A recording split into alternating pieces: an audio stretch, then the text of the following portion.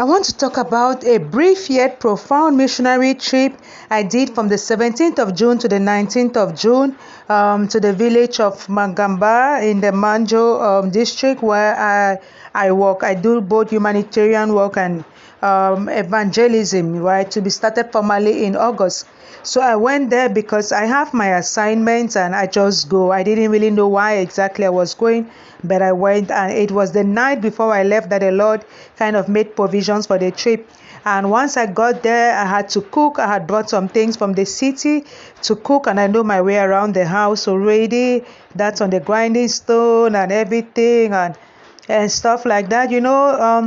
I work in the village, so there you have to adapt. There's no Molinex, there's no blender, there's no nothing. You have to be like a village girl, and that's who I am when I'm there, and I love it. And that's the soup I was making. We call it in our local dialect okra, but it wasn't really made with okra. It was made with mango seed, which is called ogbono. And yeah, you cook by the fireside. So there I am. I know how to light it. I know how to put it off. I know all of that because my brother in the village had gone to the farm and mama had gone somewhere. And there I am resting after cooking. And then my brother had brought some fresh corn. So we had lit the fire again and put the fresh corn in there with some plums, which some neighbors had brought for me.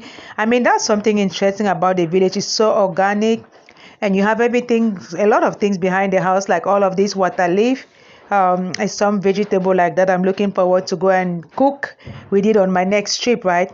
Yeah, so I'm fulfilled when I go to the village. The atmosphere is really pure, and there I was enjoying myself, some cassava and of some of the plums, and a little pepper. You can have that, and that's a whole meal, no complication. And then the corn was ready. So you see, it's also the season. So I'm looking forward to going because we have a little farm there and we had planted corn and everything. So probably be harvest time. You see how even the corn by the house has already grown, right? So I'm excited about that. And yeah, I was feeding the chicken in the house, and because it's rainy season, there are a lot of midgets, so you have to wear socks in your shoes and all of that. These are some corn we were gathering for me to come back with, and it just made me think about how sometimes you might think life, the container is black and all of that, but there's always hope. And the mention of your name, every knee shall bow at the mention of your name. Every tongue confess at the mention of your name, at the mention of your name. Every knee must bow at the mention of your name. Every tongue confess that you alone are Lord. You are Lord. You are Lord of Lords. You are King. You are King of Kings. At the mention of your name. I did all of that praise and worship for 1 hour in front of the house from 5 a.m. to 6 a.m. because there's a neighbor who had come to tell me something that looked threatening. And I prayed about it, and the Lord said, go out and praise. That's the house there, just like opposite our house. And for all the time I've been in this village, this neighbor has never come to talk to me like that.